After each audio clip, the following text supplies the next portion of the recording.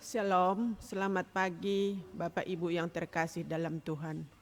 Sebelum kita merenungkan firman pada pagi hari ini, terlebih dahulu kita tunduk kepala, kita berdoa. Mari kita berdoa. Bapa di sorga yang kami puji, kami sembah di dalam satu nama yang hidup, Yesus yang menjadi Tuhan dan Juru Selamat kami. Pagi yang indah ini kami patut bersyukur oleh karena berkat Tuhan sepanjang malam istirahat kami Tuhan peliharakan. Kembali pagi ini dapat bangun dengan baik, dengan sehat, semua itu oleh karena kasih karunia-Mu. Terima kasih Tuhan atas berkat-Mu.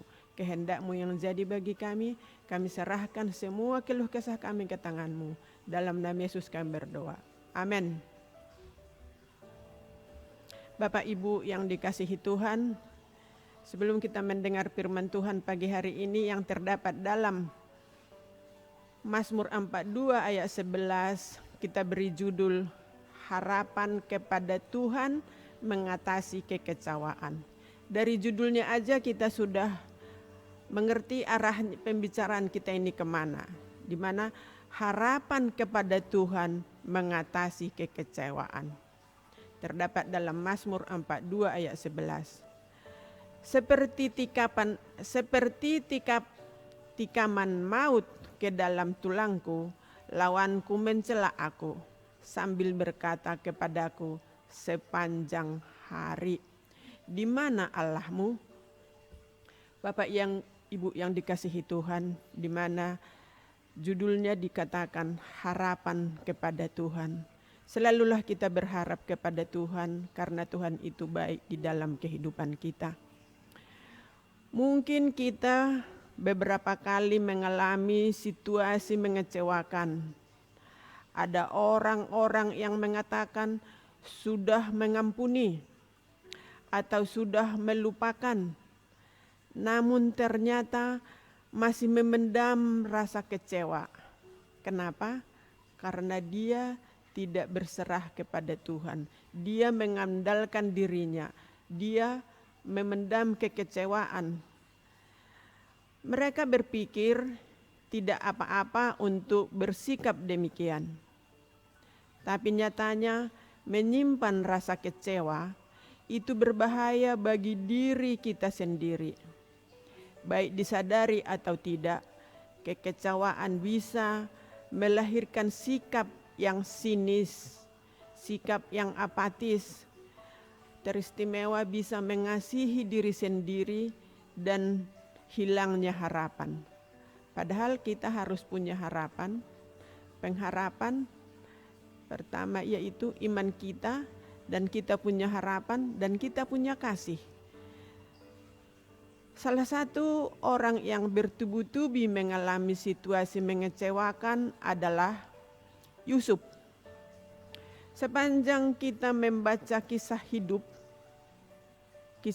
Yusuf, sulit membayangkan bagaimana kita meresponinya jika kita berada di posisi Yusuf. Dia dijual, dia difitnah, dia dipenjara, dan dilupakan oleh saudara-saudaranya karena dia sudah dijual oleh saudara-saudaranya.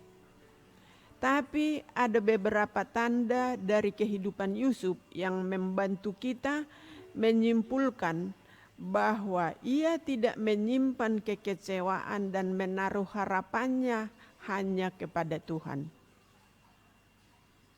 Itu mengenai Yusuf pada zaman dahulu kala. Kalau pada zaman kita sekarang ini, masih adakah kita seperti Yusuf? Kebanyakan kita pada zaman sekarang ini hanya mementingkan diri sendiri. Yaitu tadi keegoisan kita itu masih selalu ada di dalam hati pikiran kita. Itu kenapa? Karena dosa-dosa yang kita buat hari lepas hari di dalam kehidupan kita, di mana kita seringkali mendukakan Rohul Kudus. Itulah yang membuat kita menjadi kita egois. Teristimewa kebanyakan bila dia sudah mempunyai segalanya di dalam hidupnya, seringkali dia egois kepada orang-orang di sekitarnya. Itu di dalam keduniawian pada zaman sekarang. Inilah sekaligus menjadi jawaban mengapa kita sama sekali tidak menemukan sikap negatif daripada Yusuf. Yusuf tidak memendam kekecewaan, tetapi menaruh harapannya kepada Tuhan. Terbukti dari sikapnya. Dalam posisi di penjara, menjadi sinis, apatis, dan mengasihi diri sendiri sangatlah mudah. Tapi Yusuf justru fokus melihat kebutuhan orang lain. Ia mengamati juru minum dan juru roti yang bersusah hati. Ia menanyakan penyebabnya. Dia bertanya kepada temannya yang di penjara itu, kenapa dan kenapa dan kenapa. Dia peduli kepada sesamanya. Menawarkan mereka untuk bercerita dan menafsirkan mimpi-mimpi mereka juru masak tadi. Selama kita hidup, situasi yang mengecewakan akan terus terjadi dan mungkin itu di luar kendali kita. Tuduhan bisa menggunakan situasi yang mengecewakan untuk membawa kita ke satu-satunya tempat di mana kita seharusnya harus berharap, yaitu kepada Tuhan Yesus sajalah kita berharap. Karena itu kita harus memulai dari sekarang dengan membuang kekecewaan. Rahmat Tuhan selalu cukup jika kita mau menerimanya. Di hari ini kita akan lebih kuat, lebih lembut, dan lebih tidak menyimpan pahit karena kita berharap hanya kepada Tuhan saja. Kalau kita berharap hanya kepada Tuhan, kekecewaan itu tidak ada di dalam kehidupan kita. Tetapi kalau kita berharap kepada manusia, disitulah kekecewaan itu sering terjadi.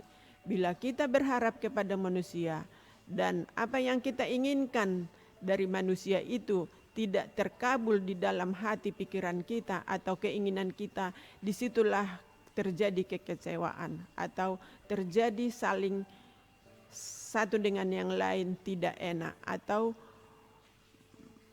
tidak menyukai seseorang yang tadinya diharapkannya itu. Biarlah semuanya keluh kesah kita, pengharapan kita serahkan kepada Tuhan. Kita minta selalu Tuhan selalu memberikan kepada kita jalan keluar di setiap permasalahan kita. Jadi jangan berharap kepada manusia, tetaplah berharap hanya kepada Yesus karena Yesus sudah rela mati bagi kita. Kiranya firman pagi hari ini menjadi bahagian kita. Oleh karena itu kita serahkan semua keluh kesah kita ke tangan Tuhan. Mesti Tuhan jawab setiap permasalahan kita. Tuhan memberkati. Amin.